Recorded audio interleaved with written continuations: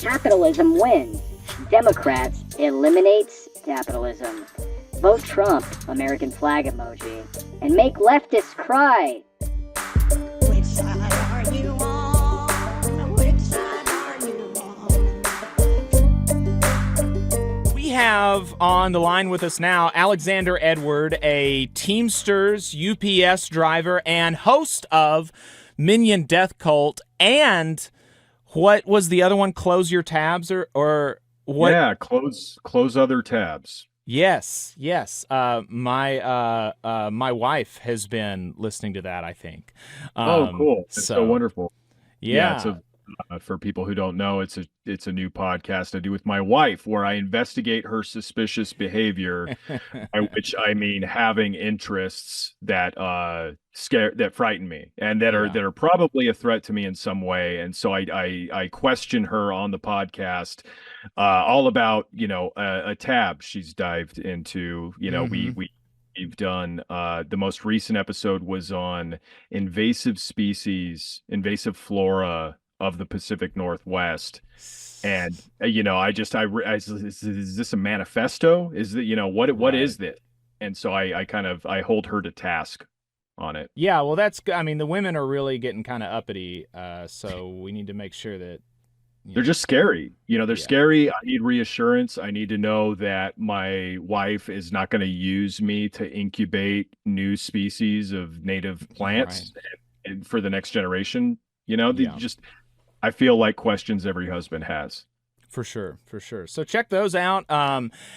So in the most recent episode of Minion Death Cult, which I have not finished listening to, but I'm like 20 or 30 minutes in, you said something that frightened me. You said that you have been a Teamster for 25 years? Oh, did I say that? I misspoke. No, I've been a Teamster for 18 years. 18 years. That's still a lot. That's still a lot of years. Yeah. How old are you? I'm 36. I've been a Teamster since I was an adult. Yeah. Golly. That is old. Wow. Yeah, I was part-time with UPS for 9 years. Wow. So because of the 08 recession, they used that as an excuse to not promote anybody. They just put all that weight, put all that volume on existing drivers. They actually did this crazy thing where they would there's like cover driving, which you can do within your center. So it doesn't go by, it's not like a whole contract wide job opening. It's just within your center. You'd go week to week. Some weeks you might be cover driving. Other weeks you might just be back at your part-time position or whatever. Typically you're always driving. They want to keep you driving instead of like hiring on a full-time employee that they have to project out for and just give you, the hours every week. They want to be able to cut you if they want to. Right. And then I found out during the recession, instead of bringing up new cover drivers at the center I was at, they were allowed to borrow cover drivers from other hubs. So I transferred after like my first year and a half to a different hub, and I was seeing dudes with less seniority than me from that old hub get leased out. Wow. And it's not scabbing. I'm not saying it's scabbing because it's all within the contract. It fucking pissed me off. But anyway, after 9 years, I was able to get a full-time position. Well, that's great. But yeah, no, 18 years is not as scary. That 25 years, I was like, wow, you look like really good for 50 years old. Like that's crazy. But but 18 years seems more reasonable. That is. I wanted to bring you on because I wanted to basically talk about some of the stuff that you talked about in your last episode. And a big part of the episode was responding to comments that pro-Trump Teamsters had made about the non-endorsement from the Teamsters International Union. And that's kind of like, for folks that don't know, that's kind of the shtick with the show, is that you take a look at the news through comment section about various stories. And so, you brought some different comments for us. So if folks want to hear the ones that you talked about, all of them that you talked about they can listen to your program. But I'm interested. You said that you have found more comments about this that are really enlightening and sophisticated and really kind of rigorous political analysis. And so I'm interested in what's going on. Yeah, don't worry, folks. I have found more comments. I have gone to the Facebook minds and brought back more material. Yeah, and I'm enlightening is the perfect word to use. We have a motto on Minion Death Cult, and it's study the comments. Very enlightening.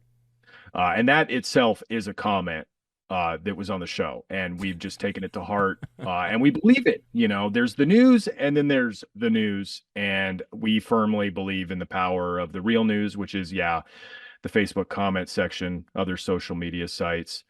I did this one was. Do you want me to share it onto the screen or just read it to you? Oh, sure. You've got real fancy technology. Yeah, we can share it on the screen. Yeah. Okay. So I click share screen here. Oh, host disabled participant. Screen sharing. I'm not allowed to, actually. Okay, that's all right. Let's see. How about now?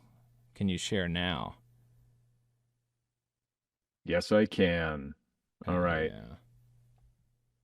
So this one, it's not from a Teamster. It's from like a personality. This is from I think this is like a TPUSA comedian guy. Okay. He looks funny. Extremely funny. He already looks funny. It's a good start. His name is K-Vaughn. So he's got a funny name too. This guy is the whole package. Do you think do you think he came onto the scene before or after Theo Von? Like, do you think that's an explicit reference or? Yeah, perhaps, or like maybe there's just too many Kevins in the comedy world, Kevin Hart being a big one. You got to stand out. Right. I see. Okay. I thought he was like, I thought this was going to be a K-pop account because he's like wearing a suit and he's doing like a fashion kind of pose in his profile pic. I was like, is this like a Korean pop character commenting on American politics? But no, I clicked through and he's like, a TPUSA comedian. But I just loved his comment. Is so cute. K-Vaughn is responding to a post from the other 98%. It's like a progressive Facebook page that shared something about Project 2025 and its deleterious effects on American labor. And K-Vaughn says a complete lie.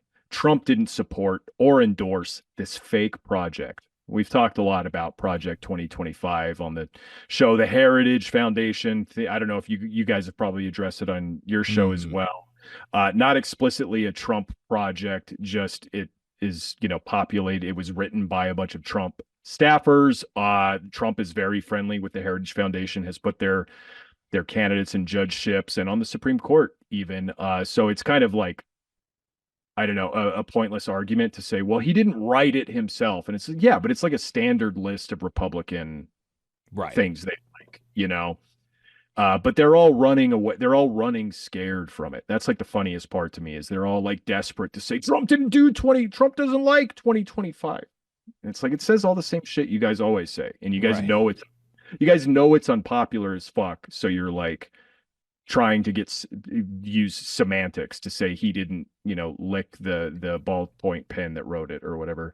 But anyway, K-Vaughn says a complete lie. Trump didn't support or endorse this fake project. And Trump loves paying overtime because the post was like Project 2025 gets rid of overtime. And so the response naturally back from a Trump supporter is actually Trump loves paying overtime. This is one of the most famous things, but let me just finish the comment before we capitalism wins. Democrats eliminates capitalism. Vote Trump, American flag emoji, and make leftists cry. And this is a lot of the level of pro-Trump. Yeah, I mean, he's not a Teamster, but this is like a lot of the level of discourse you're dealing with. Just like a totally fantastic, like childish view of the world, specifically of politics, that kind of just ends with, I want to upset other people, or I have a grievance. And I think this is like, letting off some steam about it or whatever. And it's nice to see people do it so poorly and so unconvincingly that they like I don't set the tone for all of it. I don't know. Like we had a comment. You'll have to, I guess, listen to the episode. But one of the most embarrassing tweets I've ever seen was an account talking about how much the Teamsters just love Trump and how he's Giga Chad and shit like that. It's like a joke. It's disgusting to me, but also very funny. I also noticed that there's a space between "Make Leftists Cry" and the 3 exclamation points, and I always enjoy that kind of punctuation. And he says Trump loves paying overtime. I mean, we obviously, like, that's a silly thing to say. It's just a fact of the matter that as a result of the Trump Department of Labor's policy on overtime, fewer people have been eligible for the last 8 years for overtime as a direct result of his Department of Labor's policy. But and I guess because there's like an exemption for overtime, and you don't have to pay overtime if a person makes above X number of dollars, if they have like some sort of executive and managerial type functions, and that threshold, much like the minimum wage, has been stagnant for a very long time. And it has been stagnant for so long that it was stagnant for a while at the end of the Obama administration, and they tried to increase it. They were not able to get it done in the Obama administration before Trump got into office, and so Trump got into office and killed it, right? And so, like, that is what probably the other 98% was referring to, and that's just a fact. And the idea that Trump loves paying overtime is funny because Trump doesn't even love like paying people. Like one of the famous like one of the famous things about Trump is that he doesn't pay people, right? Including like undocumented Polish immigrants, right, who worked on some of his projects in the 80s and 90s, who he did not pay and, didn't honor the terms of the contract that he had. And then they started trying to organize around that, and he called INS on them back in the 90s or something, right? And so the idea that Trump loves paying overtime is funny because he doesn't want to even pay anybody anything at all, actually. Absolutely. Like, so much of this is cope. So much of the make leftists cry is like a coping man. I mean, this guy's getting paid to do all this, so he's not exactly coping. But so much of it is like a fucking thin veneer of talking points and like sort of the term is overused, but like a sort of like programming where it's like, okay, yeah, what are your sources? If your sources are anything other than OANN or whatever, like they're not gonna believe it. They're not gonna even read it. It gives them an excuse to not engage with any of the stuff that we're talking about deliberately. And when I get into conversations with people, and again, like, I'm not trying to necessarily steer people towards the Democratic Party. I don't like to engage. When I say engage, I mean like actually talk to people and organize over electoral politics. I think it's like, and just a what do you call it? A dead end at this. Like people are so, and the Democrats too. The Democrats, they're so singularly focused on Democrat shit that I can't even talk to you about it. Like I'm not interested in Democrat shit or furthering the Democrat brand or getting the next Democrat elected. I'm interested in making the Democrats do what we need them to do. I'm interested in making the Republicans do what we need them to do. That's the end goal.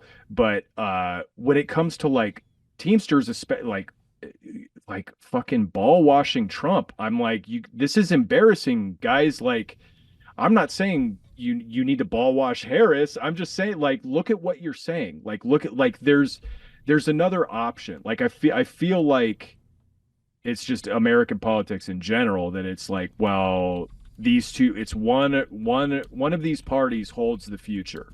One of the parties has the future in their hand, and we have to invest all our energy into the good party or the bad party or whatever. And that's obvious. I don't know, anybody who pays attention to working class politics, like, that's obviously a distraction.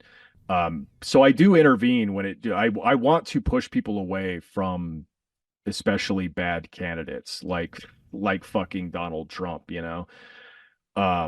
I just the idea that any boss loves paying overtime. What are you talking about? Yeah, business people famous for loving enjoying paying people more. That's like one of the things they're known for. So Tony said, this is in one of my Teamsters groups. Again, it's mostly about like Project 2025.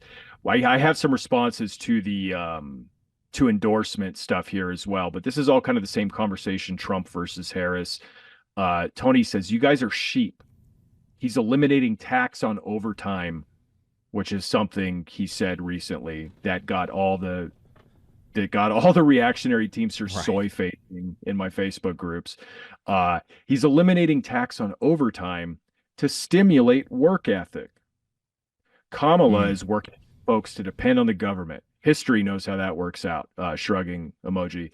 Yeah, I mean, setting aside like the whole, welfare welfare queen thing he's going on. I love the idea that he's eliminating Trump is eliminating tax on overtime to stimulate work ethic. Like even in or pro worker argument, you have to make it about workers aren't working hard enough. And so that's why he's doing it.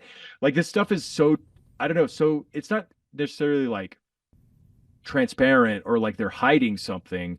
It's just that they're still all bosses. They're still all like miniature bosses in their heads, even as workers. Yes. Yes. That is a huge problem. And here's something funny. I think probably Donald, it is actually not unlikely that Trump got this idea from an Alabama Democrat who passed an overtime tax cut in Alabama last year.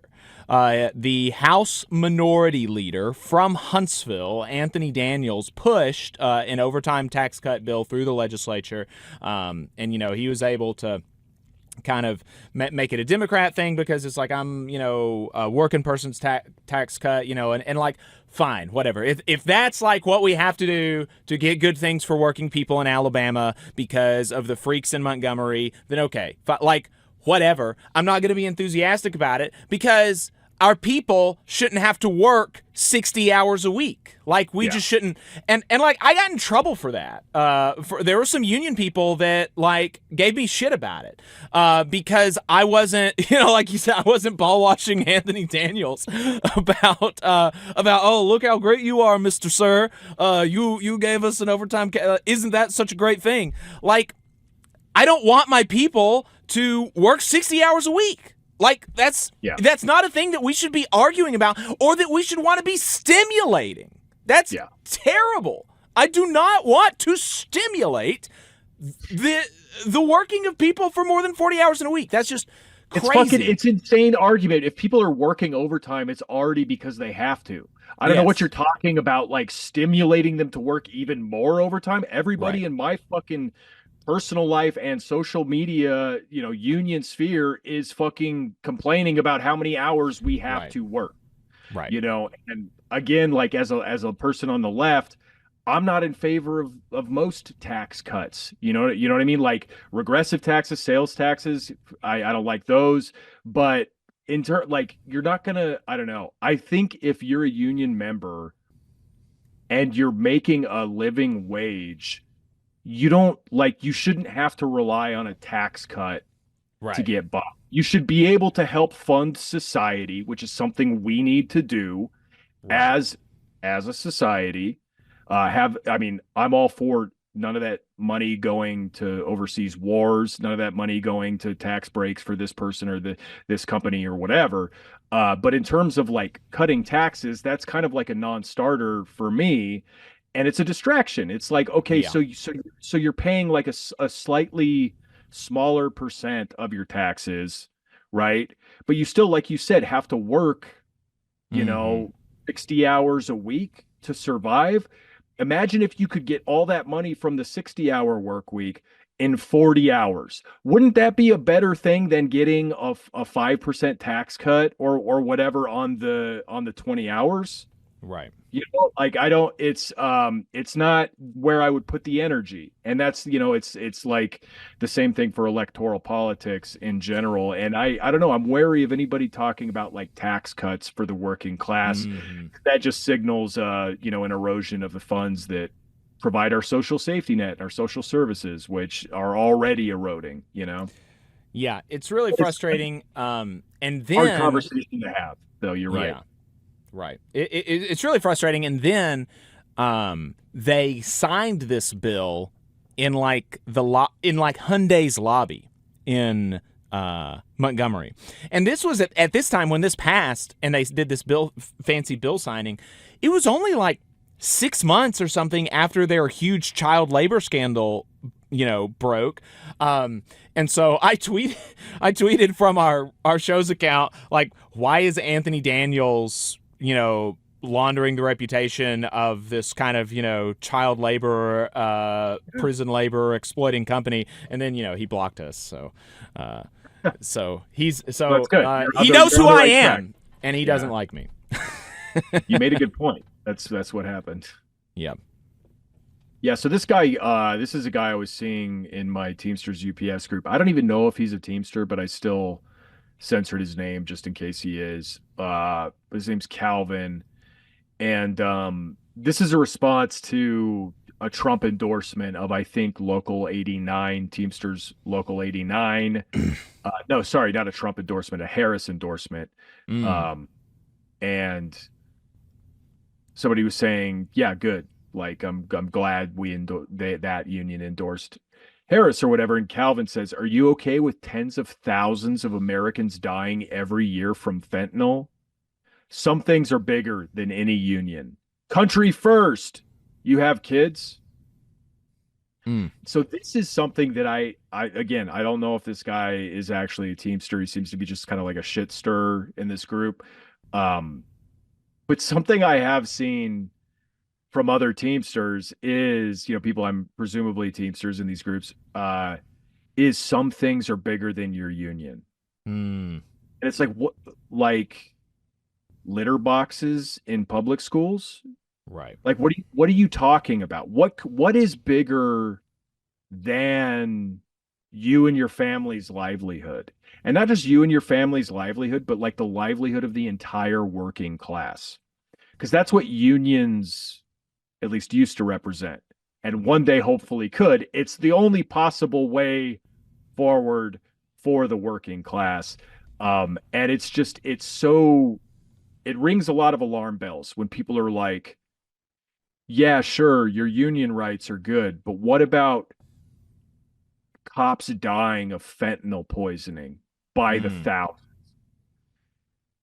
Like, right. I mean, I don't know. I guess I don't watch enough local news.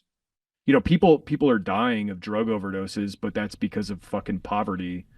That's not because that's not because Kamala is smuggling fentanyl into the country or something. Like, I don't, you know, it's just it feels absurd on the face of it. It feels like a bit of desperation on behalf of Trump supporters. And it's funny because, you know, as much as they cry about fake news and yada, yada, yada, like the media is overwhelmingly on the side of wealthy people, bosses, landlords, everybody who holds power over us. So it's just funny to see them like still have to like level up the fear mongering about fentanyl or something, as if we're not dated with that all the time anyway. You know, it feels a little desperate. Yes, I agree. And it's also not even clear to me what the Trump prescription on this is, because like most fentanyl is coming through legal ports of entry. Like most of it is not actually being, the vast is like 90% of it is not coming, like people are not, you know, army crawling under the wall to bring the fentanyl in. I have, like, it's I like have in their trunk. I have $1 million worth of fentanyl. I think I'm going to give that to an undocumented immigrant with a coyote going across.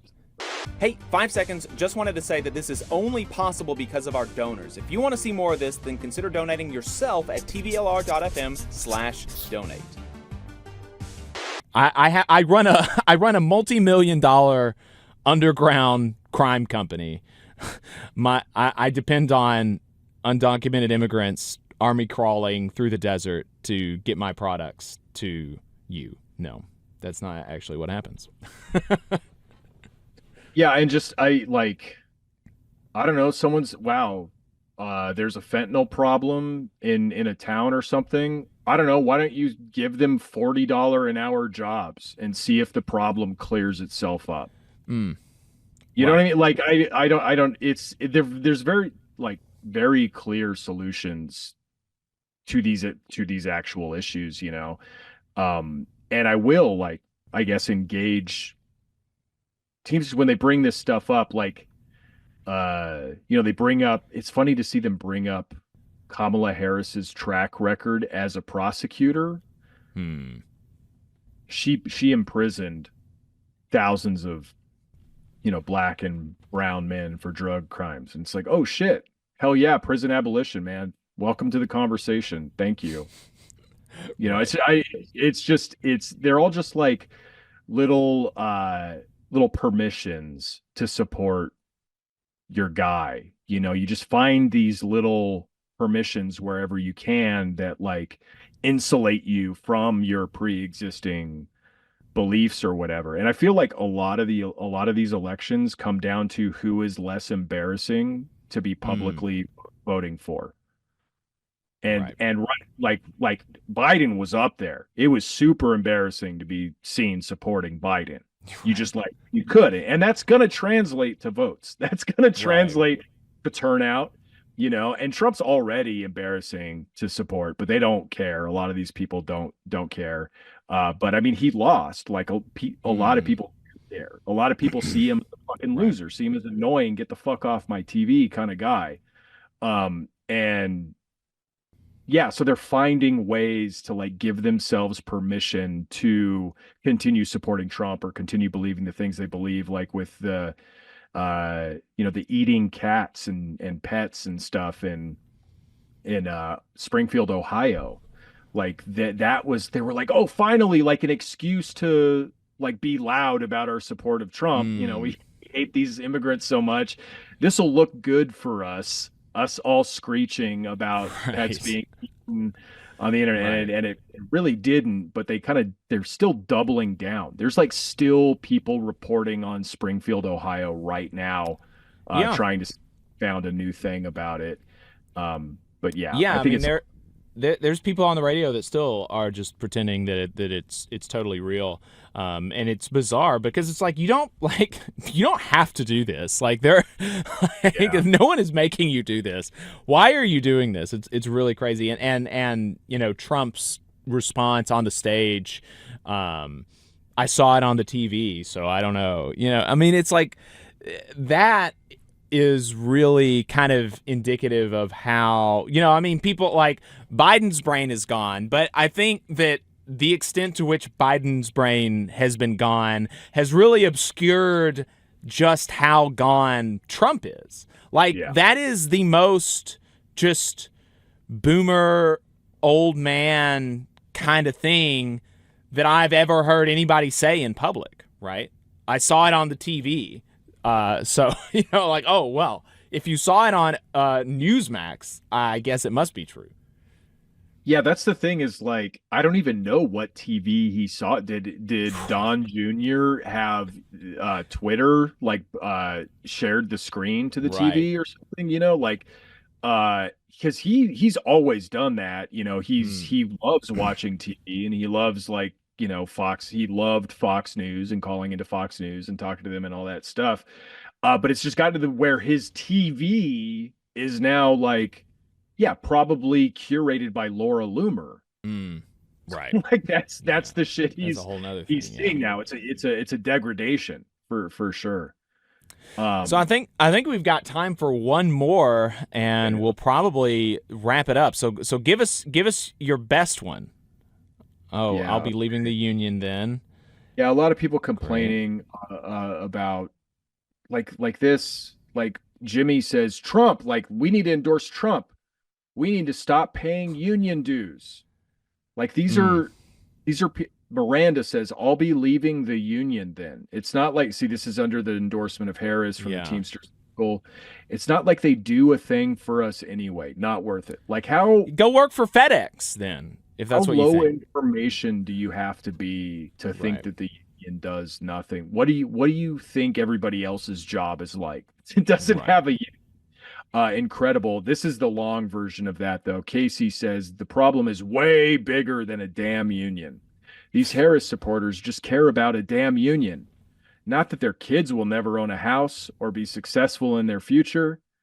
You could put Candace Owens in there, and I would vote for her over the current catastrophic. Yeah. I love that. You could put an even crazier right-wing person in there, and I would vote for her. That's not saying much, dude. Right. But yeah, why do people care about unions? What I care about is good wages, home ownership, success in your career, the ability to retire. All of that stuff is way more important than freaking unions. Just like what are you talking about? Yeah, very low information. It is frustrating, especially because of how voluntary union membership is in this country. Like you could always just go, like there's like 93% of private sector workplaces that you could work at that are not union. Like if you don't like it, then just don't be here, right? I mean, that's the argument that they tell us.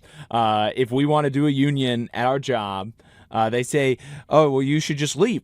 Well, they should actually just leave. Like, get out of my union.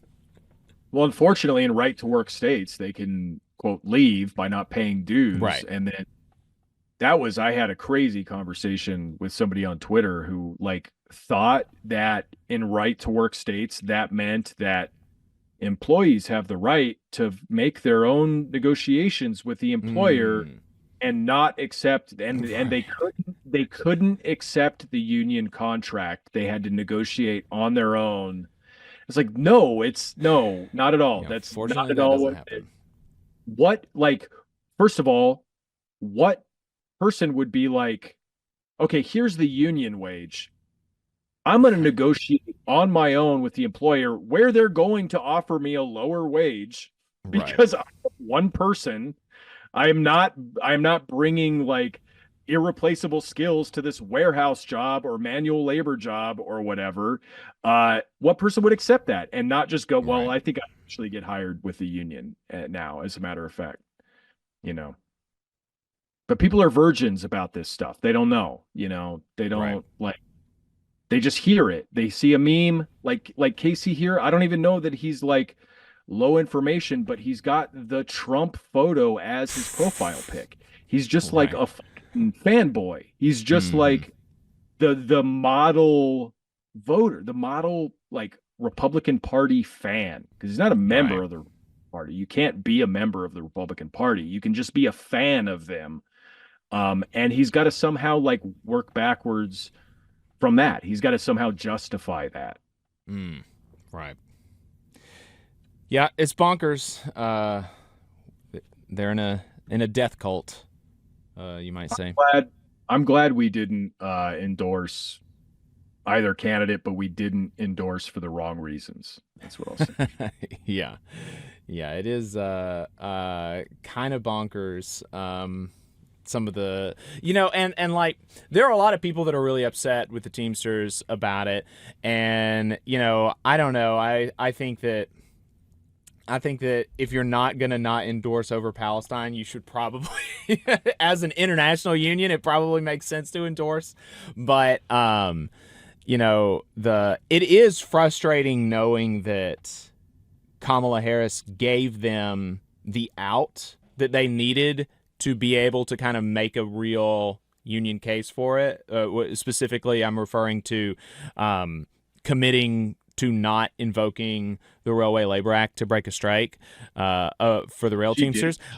She committed to that? She did not commit to that. Oh, is that one of the asks? Yeah, that was that. That was one of Okay. the asks that Sean O'Brien said that she wouldn't commit to, and I think there was something else. There was like two things I think that Harris wouldn't commit to, but the one that I remember right now was not invoking the Railway Labor Act to break a strike. She would not commit to do that. She would not commit to not doing that. They asked her, please don't do this, and she said, I can't tell you. I don't know. I don't know what's going to happen. And it's like, you could if you had just made that commitment, I think that Sean O'Brien probably would have felt like he had to endorse, or at least it would have made him look even sillier for not endorsing. But then also on the other side, I mean, Trump could have given them everything that they had asked for, everything that they wanted, and then he could have actually gotten it. I think that O'Brien would have endorsed if Trump had just committed to vetoing national right to work and supporting some version of the PRO Act, which is the language that Sean O'Brien had been using, some version of the PRO Act, which is not. Anyway, if he had committed to those two things, I think the Teamsters would have endorsed Trump. And I think that should tell people how committed Trump is to the kind of business Project 2025 type agenda, that he couldn't make those two commitments to the Teamsters to get that endorsement, which would have been huge for Trump. And people should be concerned about that, I think. Yeah. That's interesting. Yeah, I didn't know that there were any specific asks. I didn't hear about that. It's interesting. I really feel like it was weird because they did town hall meetings. Teamsters held town hall meetings where you would come in person and vote for whether you wanted to endorse Harris or Trump. I didn't go to that because I didn't care enough about the endorsement.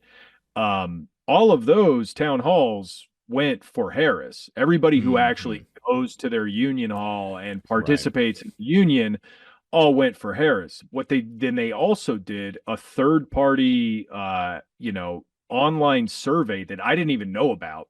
I heard about this from I don't even remember where I heard about it. I heard it like word of mouth. They were like, "Oh, did you vote?" And I was like, "What? There's a fucking online survey?" And so that's the one that went 60% for Trump. And I got people in my life who were like, "You need to talk to Sean O'Brien for not endorsing Harris," or yada yada yada. And I'm like, I'm shocked he didn't endorse Trump. Like, they had all the cover he needed. I don't know. Like, I don't know what Sean O'Brien's politics are. It seems like he was fucking flirting pretty hard with the Republican Party. We've been giving money now to the Republican Senate, like election committee and shit like that, or whatever it is. I'm surprised we didn't endorse Trump with that 60% number right there in the record. And I think it's because a lot of the other people on the Teamsters executive board did not want to endorse Trump for obvious reasons. And so I think Sean O'Brien knew the political will or the reality wasn't there. And so he didn't want to be seen voting to endorse Trump while everybody else voted no endorsement. And so we just had no endorsement. And again, I'm cool with that. I think it was for like the wrong reasons, because we're like basing it on, I guess, Trump support online versus Harris support in real life. And I'm not surprised like a bunch of online guys voted for Trump, like there's a lot of conservative Teamsters, but I don't know if it's 60%. Like, I don't know about that sample, Yeah. I just can't buy that. All of the like polling that I've seen of union members, all of the union members that I met, all the union meetings that I've been to from my union and other unions, and talking to Teamsters, I like cannot believe that it's actually like 60% of the Teamsters members want to endorse Trump. I can't. That's difficult to believe. It really is. I'm not typically a poll denier, but it's difficult to believe that one. Yeah, I mean, it was a 4% turnout for that Trump vote. Like, that's a pretty low turnout. Like, it's not just a poll. It's not just like we conducted a poll with random sampling data and random phone numbers or whatever. It was supposedly a vote. It was open Right. to all Teamsters, and you only got 4% in there Right. participate. I'm not going to believe any number that comes out of that, you know? Right. Yeah. But not good that there's any kind of sample of Teamsters that you can get that they say that there's 60% in favor of Trump. But yeah, It's the whole. I won't go on for long. Just real quick, I wanted to say it's my whole problem with like electoral politics. It's like once every 4 years, we're gonna make Teamsters think right. Like, what are you talking about? You know, like I got a text from like Teamsters Against Trump, which means just Teamsters for Harris. You know, they're talking about like electoral politics. Will you join us in the fight? And it's like, no, join me in the fight of trying to educate rank and file working class people like our power, where our power comes from, our actual relationship to capital and to bosses, and that's a fight worth having. That's energy worth putting towards, because you're going to keep getting the same problems every 4 years. Democrats are going to keep getting worse. They're going to keep shifting rightward and bringing Dick Cheney into the party and shit like that.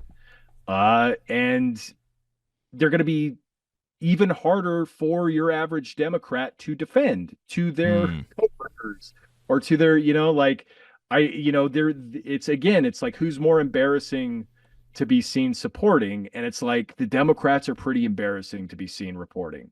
No offense to everybody out there, but like, it's a hard ask. And, God bless you for shouldering that if you're a Democratic voter or whatever. But like, that's just the reality of it. And it's not going to get any better until we do some class consciousness on everybody. Yeah, I mean, I broadly agree about like the importance of, focusing on class politics and union work. I mean, I specifically, like, I dabbled in when I got kind of politicized in 2015. I dabbled in doing electoral work and like working, in those kinds of politics, and I didn't like it. I didn't feel very empowered, and so I got involved in my union, and that's I really feel like it's much more meaningful. I do have to say I'm not totally sure if I buy the idea that like Democrats are moving right. I think that what a Harris administration does, I think, is kind of TBD. But I think as long as I've been paying attention to politics, the Democrats have, in particular on domestic issues, been moving to the left, and I think that looking at the Biden administration, I mean, aside from what's been going on in Israel, which is a big aside, and we need to talk about it, and it's important, and people need to understand it. All of those caveats that are there. Like domestically, I mean, people say he's the most pro-union president since FDR, and it's kind of like, it is more of a it's more of a statement about like how low the bar is, but it's still true, right? I mean, that's just like, or at least since LBJ. I think LBJ you would probably say that he's more pro-union, pro-worker domestically than Biden. But I mean, if it's not, if it's not Biden, then who is it, right? With Obama, Biden, or Obama, or Clinton, or Bush, or Bush too, or Reagan? Yeah, exactly. Reagan was president in the but. No. Yeah, for domestic issues, like, yeah, sure. Better than Republicans. And like, I'm not a vote shamer either way. Mm-hmm. Like, Right. I think once you get to the election, like the work has already been done. Right. Once you're on the voting day, and it's fairly simple for people to cast their vote. And like, I believe in voting, like, even if you don't like either candidate, I believe in picking your enemy, picking who you want to go up against, picking who you have a better chance fighting, basically. But yeah, in terms of, I guess, domestic policy, I would push back and say like the surveillance state and the domestic like ramp up of police, very anti-worker, like that, like and just like the empowering of Silicon Valley and the tech industry in general is very, very, very bad for workers, even if it doesn't like touch union jobs, because we're talking about like new businesses and new, shit that hasn't been unionized yet or whatever. That stuff is really bad for workers and just everybody in general. But obviously Israel and what we're empowering Israel to do is insane. But just foreign policy in general, the Democrats are just neocons now when it comes to foreign policy, and that's really bad. That spells a lot of trouble for any number of reasons. But yeah, I like when it comes to the vote, like there's not much you can do, I don't think, about who the president is. There's not much any individual can do about who the president is. All you really have is the vote. And that's like my criticism of electoral politics, is that all you can do is vote. Maybe you can door knock, like maybe that'll change, maybe that'll change something. But it's very limited scope, and so I'm like, yeah, sure, vote every 4 years, every 2 years or whatever, but like the bigger fight has to happen outside, because all the a Democrat can say they're pro-union or whatever, but how pro-union they are depends on how strong we are. And so exactly. Yeah, exactly. The strength of the labor movement is really important. There was I can't remember. I think I was listening to, I think it was the new Haymarket podcast, Fragile Juggernaut, about the CIO. I think that's the one that I was listening to. And they were talking about how, Eisenhower spoke in exactly the same way as like any other pro-business Republican, but in office, he sided with the United Steelworkers against the steel industry in a strike, and basically got the steelworkers everything that they wanted from the steel companies, even in the face of political pressure from the broader public, because there was concern about inflation. And there was this whole in the media about, wage price spiraling and stuff. And so there was a lot of pressure on Eisenhower to resolve the strike in favor of the companies, and he didn't. He resolved it in favor of the steelworkers, a Republican president. And conversely, there was something that happened like on the opposite, in the opposite way. There was a Democrat who said something about would never invoke Taft-Hartley, and then they invoked Taft-Hartley or something like that, right? And so like there's a real importance, I think, that unions in their political messaging are not, that they don't push enough, because like it was our power independently, the independent political power that unions had, that forced Eisenhower to resolve a strike in our favor. And it was the lack of independent political power that was not able to make Biden do the same thing for the rail workers in 2022, right? Yep. If the Teamsters and the and the rail machinists and the smart rail union, if they had the same power along with the rest of the unions that the steelworkers did in the 50s, Biden couldn't have pulled that shit, right? And so there, like you said, there's an importance in like picking your enemies, and maybe it's worth investing resources to elect a weaker enemy. Maybe it's not, and maybe we should think about how much resources we devote to that. But the prize has to be independent working class power. I think you're exactly right about that. People can have opinions. A politician can have the good opinion or say the good thing, but yeah, when they're in office, they're reacting to pressures. They're reacting to forces on them, and if you don't have a countervailing force to the other shit that's going on, like too bad. They're not going to hear from you. Right. Yep. All right, Alexander Edward, Minion Death Cult. Close other tab. That's it. Close other tabs. Alex and Ani. There you go. Thank you so much for taking the time. We went a little long, but I appreciate it. Yeah, no, thanks for having me on. You guys were on a recent episode of Minion Death Cult. I believe I don't remember what number it is, but it's in the last few weeks, and you guys, Valley Labor Report is in the title. Very fun episode. recommend everybody check it out. All right. See you later. You just saw a clip from the Valley Labor Report. We are live every Saturday morning from 9:30 a.m. till 12:30 p.m. And we pride ourselves on keeping all of our content free to everybody so that we can talk to as many working folks as possible. If you support the work that we're doing, you think that it's important, you think that it's good, then consider making a monthly contribution to the project, and you can do that on our website, tvlr.fm.